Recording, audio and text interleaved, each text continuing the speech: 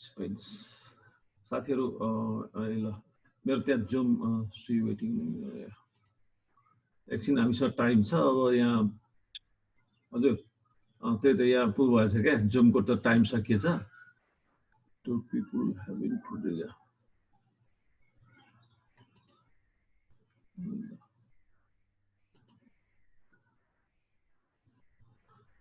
Okay हामी कुराकानी गर्दैछौँ है त त्यहाँ त्यो अघि जुमको टाइम सकिएको हुँदाखेरि चाहिँ यसलाई कन्टिन्यू गरौँ है त हामीसँग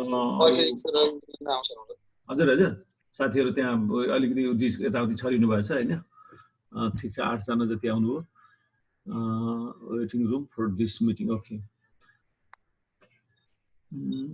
भनेपछि हामीसँग यति साथीहरु हुनुहुन्छ एडमिट अल त सबैजना एडमिट हुनुहुन्छ ल यहाँ चाहिँ हामी डिस्कसन गर्दैछौँ डिस्कसन पनि गर्दै गरौँ है त साथीहरु आउँदै गर्नुहुन्छ यो बुझ्नु भएको छ है बार्टर इकोनोमी भन्ने चीज बुझ्नुहुन्छ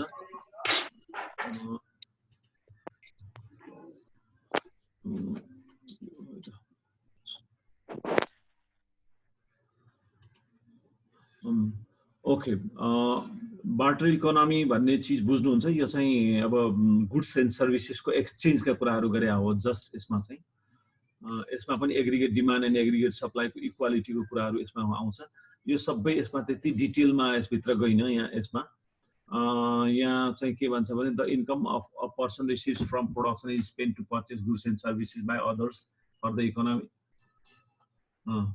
भन्ने कुराहरु गरेछ यसमा यो डिटेलमा गइन तपाईहरु यसमा यो पठाइदिनु होला म्याटेरियल आफै हेर्नु होला यहाँ चाहिँ एउटा admit okay can be with the help of simplified circular flow with the help of figure यो फिगरबाट हेर्न सकिन्छ भन्न खोजेको यो जस्ट एउटा सर्कुलर फ्लो छ यहाँ प्रोडक्सन र इन्कमका कुराहरु छन् one side production another side income भनेको छ demand for goods and services हुने हो त्यहाँबाट त्यो चाहिँ त्यहाँबाट supply of goods and services भनेको छ यो जस्ट इन्कम एन्ड आउटपुटको सर्कुलर फ्लोको कुराहरु मात्रै मेन्सन गरे हो income persons received from output is spent to purchase goods produced by others the supply okay यो चाहिँ हामीले अब के रे अगाडि देखि नै डिस्कसन गरिसकेका छौं यसमा मैले त्यति चाहिँ एक्सप्लेन गर्न सकिन के रे त्यति गरिरहन पनि पर्दैन होला जस्तो लाग्यो यसमा किनभने यसले चाहिँ बार्टर सिस्टममा चाहिँ जस्ट गुड्स एन्ड सर्भिसेसको एक्सप्लेनेसन मात्रैको कुराहरु गर्छ त्यसमा मोनिटरी सिस्टम मनीको कुनै इन्क्लुजन हुँदैन त्यही पनि त्यहाँ चाहिँ गुड्स एन्ड सर्भिसेसको एक्सचेन्ज हुन्छ भन्ने खालको कुराहरु गरेको छ त्यो चाहिँ भेरी सिम्पल मोडल तर अब अलि चाहिँ त्यसको अलि एक्सपान्डेड मोडल चाहिँ के हो भन्दाखेरि चाहिँ यो मनी इकोनोमीमा हो जहाँ मनी पनि पार्टिसिपेट हुन्छ मनी इन्क्लुड हुन्छ तर मनीको रोल चाहिँ प्यासिभ मात्रै हुने हो त्यसले गर्दाखेरि मनी इकोनोमीमा चाहिँ सेभिङका कुराहरु पनि हुन्छन् अगाडि चाहिँ सेभिङका कुराहरु हुँदैनन् जति हो त्यो चाहिँ सबै स्पेन्ट हुने कन्जम्सनमा मात्रै जान्छ भन्ने कुरा हो तर जब हामी मनी पनि इन्क्लुड गर्छौं भन्देखि चाहिँ at the same time there will be saving due to saving aggregate income may not be equal to aggregate expenditure जबकि बार्टर सिस्टममा जति एग्रिगेट इन्कम हुन्छ त्यो सबै एक्सपेन्सेसमा जान्छ भन्ने खालको कुराहरु इन्कमको रूपमा भनौं न भएको कुराहरु तर यसमा चाहिँ there is saving if aggregate income exceeds aggregate expenditure there appears general glut in the economy but this is not true because savings are converted into the investment through त्यो अगाडि पनि हामीले भनिसकेका छौं इन्ट्रेस्टको च्यानलले चाहिँ त्यो सेभिङलाई इन्भेस्टमेन्टमा कन्भर्ट गर्छ त्यही कुरा गर्न खोजेको यसमा saving exceeds investment in the economy the rate of interest falls किन भन्दाखेरि चाहिँ त्यहाँ रेट अफ इन्ट्रेस्टले कसरी सेभिङ र इन्भेस्टमेन्टलाई इक्वालिटी गराउँछ भन्ने चाहिँ एउटा क्लासिकल थ्योरी अफ इन्ट्रेस्टले पनि त्यो कुरा एक्सप्लेन गर्छ भनिसकेपछि चाहिँ यदि रेट अफ इन्ट्रेस्ट हाई भयो भन्देखि चाहिँ इन्भेस्टमेन्ट कम हुने र सेभिङ बढी हुने त्यहाँ इनइक्वालिटी हुन्छ र एकदम एउटा यस्तो युनिक रेट अफ इन्ट्रेस्ट हुन्छ जसले इक्वालिटी गराउँछ मैले अघि पनि त्यो कुराहरु गरेको छु त्यहाँ रेट अफ इन्ट्रेस्टले दुईटालाई इक्वल गराउने काम गर्छ भन्ने खालको कुराहरु त्यसले गर्दा जे भए पनि चाहिँ this process continues till saving equals investment S equal to I यसलाई इक्वल गराउने भनेको चाहिँ रेट अफ इन्ट्रेस्ट हो If all savings are converted into the investment, the aggregate income equals aggregate spending. Okay, हामीले भन्यौ aggregate spending अथवा aggregate demand त्यही चीज हो aggregate spending भन्नु aggregate demand भन्नु र aggregate demand भित्र अथवा aggregate spending भित्र चाहिँ टु सेक्टर किनभने यहाँ चाहिँ यो क्लासिकल अथवा सेज ल अफ मार्केटले चाहिँ गभर्नमेन्ट सेक्टरलाई इन्क्लुडै गर्दैन। त्यसले गर्दाखेरि चाहिँ एग्रिगेट के अरे स्पेन्डिङ एग्रिगेट डिमान्ड भन्नु नै C+IU हैन, कन्जम्सन प्लस इन्भेस्टमेन्ट। अनि एग्रिगेट इन्कम भन्दाखेरि चाहिँ अब यो अथवा यसैलाई हामी एग्रिगेट इन्कमका दुईटा पार्ट हुन्छन्, अथवा त्यसैलाई हामी एग्रिगेट स्पेन्डिङ भनेर भनौँ। इक्वालिटीको केसमा चाहिँ त्यसैलाई C+S भनेर भन्छौँ त्यतापट्टि। अनि अब the equality between aggregate income and aggregate spending ensures aggregate supply being equal to aggregate demand, AD equal to AS। All incomes are spent, the goods are sold easily, hence no general overproduction exists। त्यसैको खाली चाहिँ explanation गर्दै मात्रै हो। यहाँ चाहिँ हामी देख्न सक्छौँ भर्टिकलमा एग्रिगेट डिमान्ड छ, होराइजन्टलमा एग्रिगेट सप्लाई भनेर दिएको छ। अनि चाहिँ एग्रिगेट डिमान्ड र एग्रिगेट सप्लाईको इक्वालिटी चाहिँ यसमा दिएको छ लाइन अफ 45 डिग्रीले। एग्रिगेट डिमान्ड जति हो त्यो चाहिँ एग्रिगेट सप्लाई जति हो त्यो चाहिँ एग्रिगेट डिमान्ड, त्यो चिज चाहिँ इक्वल हुँदै हुँदै चाहिँ यसरी लाइन अफ 45 डिग्रीको रूपमा हामी देखाउँछौँ। त्यसले गर्दा म्याक्रो इकोनोमिक्समा तपाईँहरू फ्रिक्वेन्टली चाहिँ लाइन अफ 45 डिग्री जहिले पनि त्यो कुराहरू आउँछ। लाइन अफ 45 डिग्रीले चाहिँ त्यो एग्रिगेट डिमान्ड र एग्रिगेट सप्लाईको इक्वालिटी भन्ने कुरा देखाउँछ त्यसमा। अनि चाहिँ हामी त्यसमा पछि फेरि अब इन्भेस्टमेन्ट बढ्यो अथवा फेरि के भयो भन्ने भन्दाखेरि चाहिँ त्यसका अरू पोइन्टहरू भन्छौँ, तर बेसिक यसको बेस चाहिँ एग्रिगेट डिमान्ड र एग्रिगेट सप्लाईको इक्वालिटी हो। त्यो चाहिँ यो के अरे सेज ल अफ मार्केटबाटै डिराइभ भएको हो, अथवा सेज ल अफ मार्केटलाई यो यस्तो खालको चाहिँ डायग्रामबाट हामीले यसलाई प्रेजेन्ट गर्न सक्ने भयो। यसले एग्रिगेट डिमान्ड र एग्रिगेट सप्लाईको इक्वालिटीलाई यसलाई मेन्सन गर्छ। त्यस्तै अब लाइन AD यो 45 degree aggregate supply is measured, यो त्यसको एक्सप्लेनेसन मात्रै हो। यहाँ OD1 हुँदाखेरि OS1 भएको छ, त्यस्तै OD2 हुँदाखेरि चाहिँ OS2 भएको छ। र यहाँ कति एग्रिगेट डिमान्ड बढ्यो D1 D2 अथवा S1 S2 के अरे सप्लाई बढेको छ, डिमान्ड पनि साइमल्टेनियसली D1 D2 ले बढ्छ भन्ने खालको कुराहरूको भेरी सिम्पल एक्सप्लेनेसन छ। यसको सिम्पल डायग्राम हो यो, त्यस्तो कुनै कम्प्लिकेसन यसमा केही पनि छैन। Say's law of market is valid due to the reason the aggregate income being equal to. जे भए पनि यो चाहिँ अब यसको ओभरअल यो एक्सप्लेनेसन, यसका इन्टरप्रिटेसन जस्तो जेसुकै भए पनि चाहिँ यसको जिस्ट भन्ने चाहिँ के बुझ्न पर्यो भन्दाखेरि चाहिँ इकोनोमीमा ओभर प्रोडक्सन छैन, हुँदैन। जे प्रोड्युस हुन्छ त्यसले इन्कम जेनेरेट गर्छ र त्यो अल्टिमेटली कन्जम्सनमा कन्भर्ट हुन्छ र रिमेनिङ पार्ट सेभिङ हुन्छ र त्यो फेरि इन्भेस्टमेन्टमा जान्छ। भनेपछि इकोनोमी चाहिँ एउटा अनइम्प्लोयमेन्ट अथवा ओभर प्रोडक्सनको पोइन्टमा पुग्दैन। यो सेल्फ एडजस्टिङ प्रोसेसले चाहिँ यसलाई अटोमेटिकल्ली यो भइरहेको हुन्छ। त्यसैलाई चाहिँ एडम स्मिथले यो टर्मलाई चाहिँ इकोनोमी कसरी यसरी चल्छ अटोमेटिकली, जहाँ गभर्नमेन्ट पार्टिसिपेट छैन अटोमेटिकली भन्दाखेरि चाहिँ एडम स्मिथले त्यसैलाई इन्भिजिबल ह्यान्ड भन्ने टर्म युज गरेको छ। इन्भिजिबल ह्यान्ड भनेको चाहिँ अदृश्य हातहरूले चाहिँ इकोनोमी चलिरहेको हुन्छ। त्यहाँ चाहिँ गभर्नमेन्टले कुनै रेगुलेट पनि गर्दैन, गभर्नमेन्ट त पार्टिसिपेट हुँदैन भन्छ क्लासिकल थ्योरीमा। जब गभर्नमेन्ट पार्टिसिपेट हुन्छ, गभर्नमेन्ट इन्भल्भ हुन्छ भनेदेखि त प्रब्लम त्यहीँबाट क्रिएट हुन्छ भन्छ क्लासिकल थ्योरीले। त्यहाँ चाहिँ ओभर प्रोडक्सन होला, त्यहाँ चाहिँ अनइम्प्लोयमेन्ट होला, अथवा त्यहाँ अरू खालका चाहिँ विभिन्न खालका प्रब्लम्सहरू क्रिएट किन हुन्छ भन्दाखेरि it is due to presence of the government, it is due to government's policy, so there should not be intervention of the government sector भन्ने कुराहरू गर्छ। त्यही कुराको यहाँ चाहिँ according to classical money is said to be neutral in its effect. त्यो अघि हामीले भनेको छौँ money neutral, it is simply a veil that does not hamper real variables like output and employment. भनेको चाहिँ मनी सप्लाईको कारणले गर्दाखेरि, मनी इन्जेक्ट गर्दाखेरि चाहिँ इकोनोमीमा आउटपुट र इम्प्लोयमेन्ट चाहिँ एक्सपान्ड हुँदैन भन्ने खालको कुराको एसम्पसन अघि नै हामीले भनिसकेका छौँ। यसको रोल चाहिँ ट्रान्जेक्सनल टाइपको मात्रै हुन्छ, मिडियम अफ एक्सचेन्ज मात्रै हो यो चाहिँ। किनभने मनीका 3 रुल्सको बारेमा किन्सले कुराहरू गरेका छ, पछि हामी कुराहरू गरौँला। मिडियम अफ एक्सचेन्ज अथवा ट्रान्जेक्सनरी रुल, प्रिकसनरी रुल र अर्को चाहिँ स्पेकुलेटिभ रुल भनेर, त्यो चाहिँ किन्सियन एक्सप्लेनेसन हो। यहाँ चाहिँ जस्ट यो चाहिँ एउटा मिडियम अफ एक्सचेन्ज मात्रै हो, ट्रान्जेक्सनको लागि मात्रै यसको चाहिँ रुल हुन्छ भन्छ। People generate their income in the form of money. Out of total income, part is spent on consumption and rest is saved.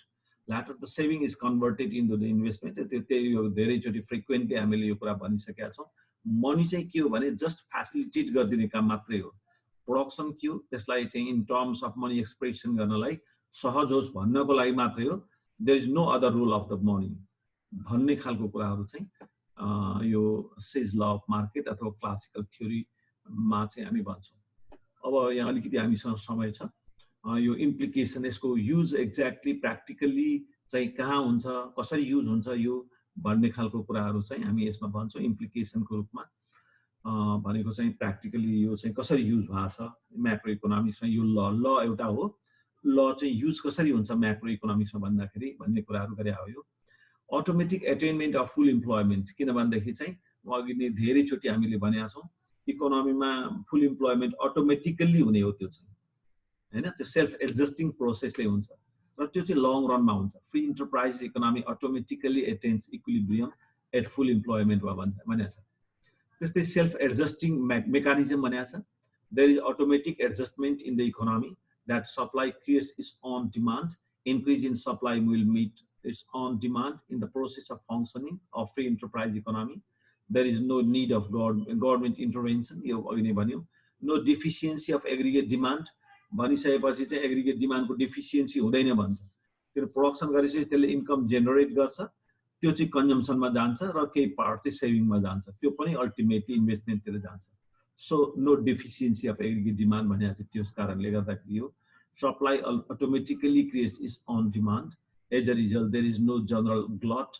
The aggregate demand will not be deficiency to absorb. No problem of unemployment. यो पनि हामीले धेरैचोटि भनिसकेका छौँ। Unemployment को problem चाहिँ short term issue मात्रै हो. In the long run, there is no unemployment. त्यसैले हामी full employment भनेर भन्छौँ। त्यस्तै चाहिँ automatic resources adjustment, resource adjustment with proper utilization भनेको छ। यो अटोमेटिक रिसोर्स एडजस्टमेन्ट भनेर रिसोर्सेस आर प्रोपरली युटिलाइज हो, त्यहाँ प्रोपर्टी युटिलाइज भएको रहेछ।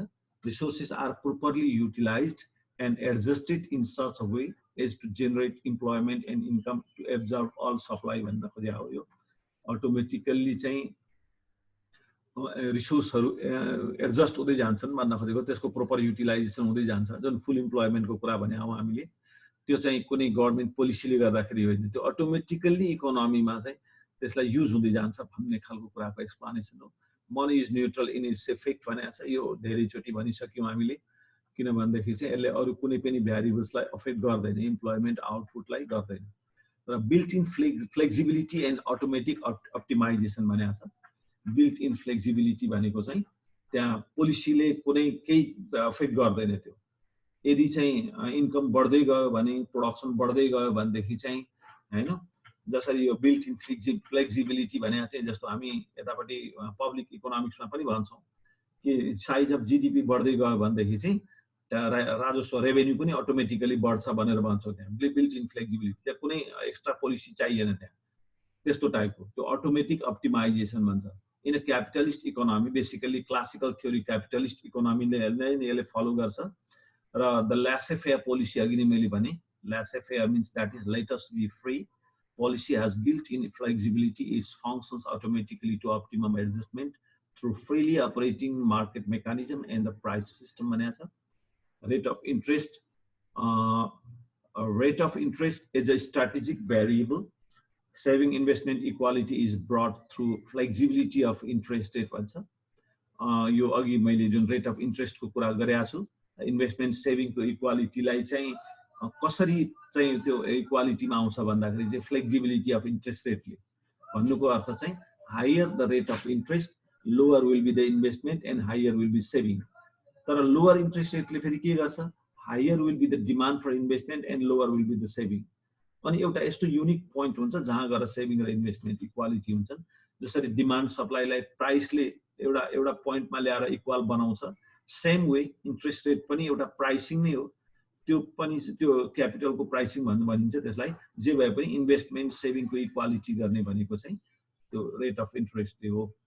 त्यो चाहिँ अब डायग्राम यहाँ हामीले देखाउँदा पनि हुन्छ, त्यो पछि आयो भनेदेखि त्यो गरौँला। अब के गरौँ साथीहरू चाहिँ अब घट्दै जानुभयो होइन, अहिले 8 जना मात्रै देखेँ मैले यहाँ। के गरौँ हजुर, के गरौँ आजलाई आजलाई यति नै गरौँ सर, आजलाई यति नै गरौँ है। ल ठिक छ। भोलि अब भोलि राजेन्द्र सर आउनुभयो भने उहाँले लिनु होला, अनि चाहिँ के अरे आउनु भएन उहाँलाई प्रब्लम भयो भने मै जोइन गरौँला होइन। अरू अब अलिकति कुराकानी गरौँ न त, के छ अरू जस्तो माइक्रोमा म्याथमेटिकल इकोनोमिक्समा तपाईँहरूलाई केही प्रब्लम छ भने त्यो पनि भन्नु होला नि त, किनभने अब एचओडी भएको नाताले मैले तपाईँहरूका सबै प्रब्लम्सहरू चाहिँ अब सुन्न पर्छ होइन, अथवा तपाईँहरूलाई यो क्लास लिइरहँदाखेरि अरू केही खालका सपोर्टहरू सहयोग गर्न सक्नेसम्म अब हामीले आफ्नो हिसाब किताबले गरिरहेका छौँ होइन। क्याम्पसले त खालि तपाईँहरूले लिदिए हुन्छ भने छ, कुनै खालका लजिस्टिक सपोर्टहरू केही पनि छैन होइन। हामी आफ्नै रिसोर्सहरू प्रयोग गरेर, अब आशिष सरले त मसँग त ल्यापटप पनि छैन, खालि मोबाइलबाटै गरिरहेको छु भनिरहनु भएको छ। मसँग त एउटा ल्यापटप छ, त्यो पनि यो भिडियो नदेखिने, भोलिदेखि चाहिँ अर्को भिडियो देखिने ल्यापटप आयो भने त्यो चाहिँ गर्छु। अरू अब उहाँ सरले पनि, भेष सरले पनि आफ्नो हिसाब किताबले गरिरहनु भएको छ, राजेन्द्र सरले पनि गरिरहनु भएको होला होइन।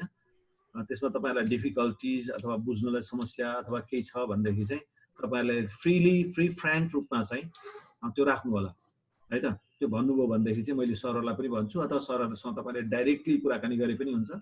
तपाईँलाई उहाँ सरहरूसँग भन्न गाह्रो भयो भने चाहिँ मसँग भने पनि हुन्छ, म उहाँहरूसँग पनि छलफल गरेर अझ यसलाई कसरी इफेक्टिभ बनाउने त्यतातिर चाहिँ गर्छु होइन। जसरी हुन्छ तपाईँहरूले बुझ्न पर्यो, जान्न पर्यो, अब चाहिँ सिक्न पर्यो, राम्रो मार्क्स फाइनल एक्जाममा सेक्युर पनि गर्न पर्यो होइन। अनि त्यो भन्दा पनि तपाईँहरू चाहिँ गुड इकोनोमिस्ट हुन पर्यो, किनभने अब इकोनोमिक्स फर्मल्ली पढाइ हुने भनेको यही लेभलमा हो, मास्टर लेभलमै हो। त्यहाँभन्दा माथि गइसकेपछि तपाईँले एमफिल पिएचडी गर्नु होला, त्यो भनेको पर्टिकुलर कुनै टपिकमा रिसर्च गर्ने मात्रै हो। तपाईँले यसका कन्सेप्टहरू, फन्डामेन्टल कन्सेप्टहरू सबै बुझ्ने र भोलि चाहिँ बुझाउने पनि अरूलाई ए लेभलमा हो। त्यसले गर्दा तपाईँहरूलाई सकेसम्म हामीले जानेको बुझेको हामी इनपुट दिने कोसिस चाहिँ गर्छौँ है त। के गरौँ, आजलाई छुट्टी गरौँ त? हजुर सर, ठिक छ सर। यो कुरा नि एउटा कुरा नि सर, हजुर यो जस्तै तपाईँले जुन म अब 2-3 दिनमा अब त्यो क्वेसन्सहरू अनि एन्सर्सहरू यसको हल्का नोट्सहरू उपलब्ध गराइदिन्छु भन्नुभयो नि। हजुर, म्याथ सरले पनि अलिअलि क्वेसनहरू दिइरहनु भएको छ। क्वेसनहरू म क्वेसनहरू यसो खोज्छु कि त्यसमा कस्तो टाइपको क्वेसनहरू आउने रहेछन् होइन भन्ने कुरा हो। अब अहिले चाहिँ के छ भने क्वेसनको ट्रेन्ड पहिले भन्दा चाहिँ त्यस्तो छैन, स्ट्रेटै टाइपको क्वेसनहरू आउँछन् क्या। जस्तै भनौँ न, अब नेसनल इन्कममै पनि चाहिँ अब त्यो जुन हामीले पढिरहेछौँ होइन, what is circular flow of national income in 4 sector economy भन्ने टाइपको एकदम स्ट्रेट टाइपको क्वेसन नि, वाट इज अथवा त्यस्तो टाइपको क्वेसनहरू पहिले चाहिँ धेरै अलिक केस स्टडी टाइपको गरेर सोध्थ्यो होइन, अथवा त्यस्तो टाइप। अहिले चाहिँ त्यसै त्यति साह्रो गर्दैन। त्यही भए पनि टेन्टेटिभ प्रोबेबल क्वेसन्सहरू कस्ता हुने रहेछन् त्यो म गरिदिउँला। अनि यो जुन मैले पढाइराखेको छु यो चाहिँ मैले अस्ति क्लासमा पनि चाहिँ दिएको थिएँ होइन। अस्ति केही साथीहरूले त झापामा हाम्रो राजेन्द्र सरले गर्नुभएको क्लास पनि जोइन गर्नुभएको छ, उहाँले पनि चाहिँ गरिदिनु भयो होला, किनभने उहाँ र मैले जोइन्टली बनाएको यो म्याटेरियल चाहिँ खास गरेर मैले तपाईँलाई भने पनि कतिलाई हामीले यो बुकै पब्लिस गर्नलाई भनेर चाहिँ बनाएको, बुकको फर्मेटमै बनाएको छौँ नि त हामीले। नोट जस्तो भन्दा पनि बुककै फर्मेटमा बनाएको छौँ क्या, बुक होस् भनेर। अब बुक गर्नलाई अब त्यो बिचमा के भयो कसो भयो पोहोर त्यतिकै भ्याइएन, यसपालि पनि अब यो लकडाउन भयो। अब तपाईँहरू पढ्ने तपाईँहरू नै बुकै भने पनि चाहिँ तपाईँहरूलाई यही गर्दाखेरि भइहाल्छ। त्यो नोट पाउनु भएको छैन भनेदेखि त्यो गरिदिउँला, नभए यो चाहिँ मैले जुन छ मसँग अहिले जेबाट पढाइरहेको छु यो चाहिँ म उसमै भए पनि वाट्सएपमै पनि फेरि राखिदिउँला होइन। जस तपाईँहरूलाई म्याटेरियल्सहरू अब यो एउटा टेन्टेटिभली तपाईँलाई यति कभर गर्नु पनि धेरै गर्छ। तैपनि अब तपाईँहरू गुड इकोनोमिस्ट हुनको लागि त यो एउटा नोटहरू, एउटा टिचरले दिएको नोटहरू मात्रै सफिसियन्ट चाहिँ हुँदैन है त। किनभने तपाईँहरूको उद्देश्य चाहिँ खालि एउटा पास गरेर एउटा एमए इकोनोमिक्स भएर हुने मात्रै होइन कि गुड इकोनोमिस्ट हुन पर्यो। अब अहिले त च्यालेन्ज झन् बढिया छ इकोनोमिस्टहरूको। अहिले चाहिँ संसार नयाँ क्राइसिस आएको छ, अहिलेसम्म एक्जिस्टिङ प्रिन्सिपलहरू थ्योरिजहरू सब अलमोस्ट आउटडेटेड भइसकेका छन्, किनभने नयाँ इस्युहरू आए। त्यसले गर्दाखेरि चाहिँ नयाँ इस्युजहरूको बारेमा चाहिँ तपाईँहरूले जान्दै बुझ्दै त्यसलाई क्रिटिकल्ली एक्सप्लेन गर्न सक्ने त्यो क्यापासिटी चाहिँ तपाईँले डेभलप गर्दै जानुपर्छ। तपाईँहरूलाई सपोर्ट गरौँला, तपाईँलाई मनमा लागेका कुराहरूमा अब छलफलमा सहभागी भौँला होइन। अब यो सरसरी पढाउने मात्रै भन्दा पनि हामी टु वे कम्युनिकेट गरेर आफूले बुझेका जानेका कुराहरू चाहिँ एक अर्कामा सेयरिङ गरौँला, तपाईँलाई मनमा लागेका कुराहरू। त्यसको लागि तपाईँले अलि अध्ययन पनि गर्नुपर्छ है।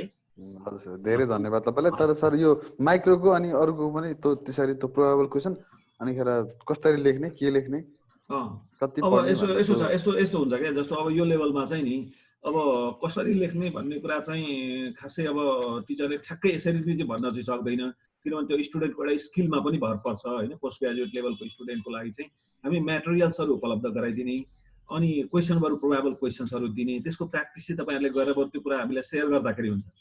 टिचरले अब ठ्याक्कै सबै गाइडेन्स चाहिँ अब यसरी यसलाई यति लेख यहाँबाट स्टार्ट गर भनेर अब भन्नु राम्रो पनि होइन क्या त्यो चाहिँ नि त्यो त तपाईहरुले पनि एउटा स्किल चाहिँ आफैले पनि डेभलप गर्नुपर्छ किनभने स्टुडेन्टको त्यो टिचरले फुल्ली गरे जस्तो भयो नि त पछि त्यही मात्रै पनि सफिसिएन्ट नहुन सक्छ त्यसले गर्दाखेरि चाहिँ अब यति क्वेशनको लागि यति जति लेख्ने कति लेख्न सकिन्छ भनेर एउटा चाहिँ तपाईहरुले आफैले पनि प्र्याक्टिस चाहिँ गर्नुपर्छ बरु त्यसका लागि चाहिने मटेरियल्स हामी उपलब्ध गराइदिने टेन्टेटिभ क्वेशन्सहरु उपलब्ध गराइदिने लेख्ने चाहिँ तपाईहरुले गर्ने र बरु हामीलाई देखाउने बरु त्यसमा बरु कहाँ के प्रब्लम्स भयो भनेर चाहिँ त्यो हामी बरु छलफल गरेर भन्ने होला तपाईहरुलाई हुन्छ ल ल हस् सर हुन्छ है त ल ल गुड डे सबैलाई है त ल thank you have a good day sir thank you